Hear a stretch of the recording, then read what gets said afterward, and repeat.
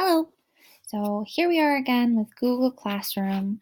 Hopefully you have your classroom all set up and you're feeling a little bit more confident about getting started here. So I wanted to go through and show you some of the more specific things that you can do when you're creating assignments and the options that you have for creating interaction with your students. Um, this is my English 11 classroom that I already use with my students. So let's get a little bit more into it. As you can see, the stream is a continuous kind of scroll feature. So that can be a little bit frustrating when you're trying to find a specific assignment.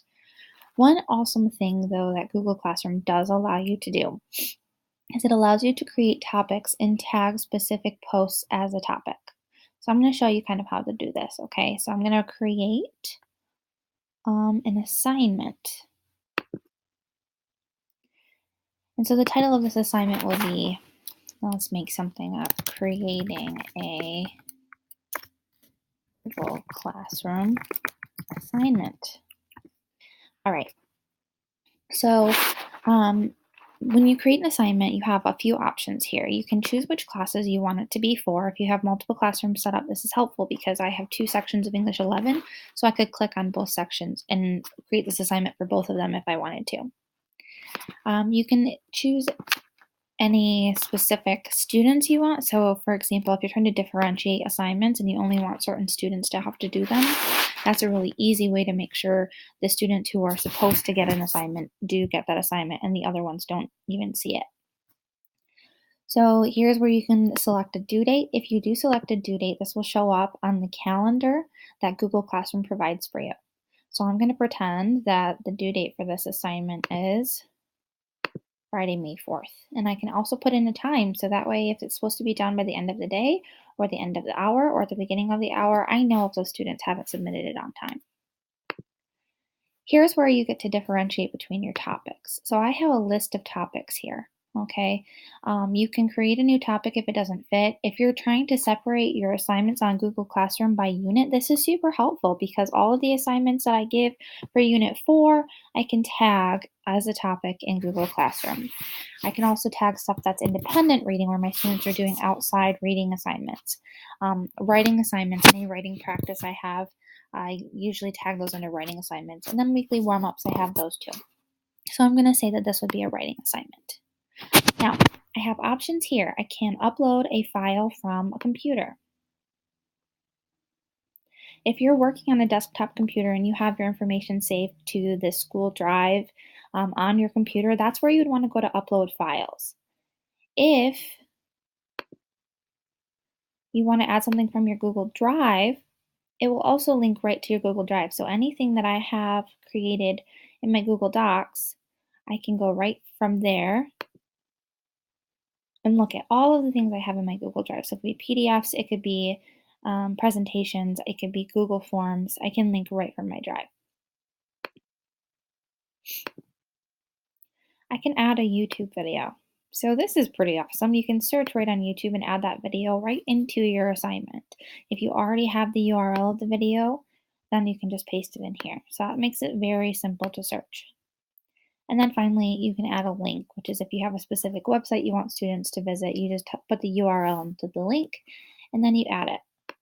Okay, so I have a couple options here too. I can assign it right away.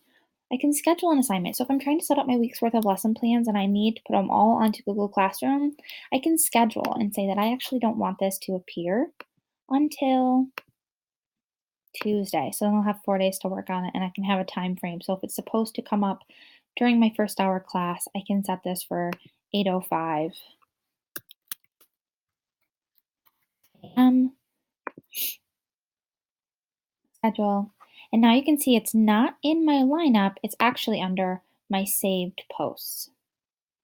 So I can click on that, hopefully. There we go. And it'll show what scheduled posts I have. Okay, so hopefully that helps you understand how to create an assignment. You have a couple other options here. You can create an announcement. Announcements, you can still add things from where you need them, but it doesn't mark it as an assignment for students. It doesn't show up in their list of things they have to do, and it does not show up on their screen as late if they don't do it. It's simply where you can make an announcement for students to see. The other option here is to create a question. A question asks students to reply to the post.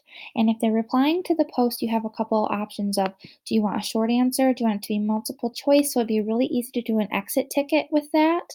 And you can either allow or disallow them to reply to each other. So some of my classes, I allow them to reply because I want that discussion and that communication to happen. And other times I don't want them to reply to each other because it will just lead into chaos and they'll start commenting weird things like poop jokes.